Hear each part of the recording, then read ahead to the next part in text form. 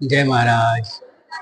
આજે દેવ દિવાળીના દિવસે મંદિરમાં જ્યોત સ્વરૂપે પૂજ્ય મહારાજ શ્રી બિરાજે છે. એ જ્યોતથી લગભગ 1,11,000 દીવાઓ પ્રગટાવવામાં આવશે અને ભક્તો જે જ્યોત સ્વરૂપ સંતરામ મહારાજ છે એમનો સ્પર્શ કરીને ધન્યતા અનુભવશે.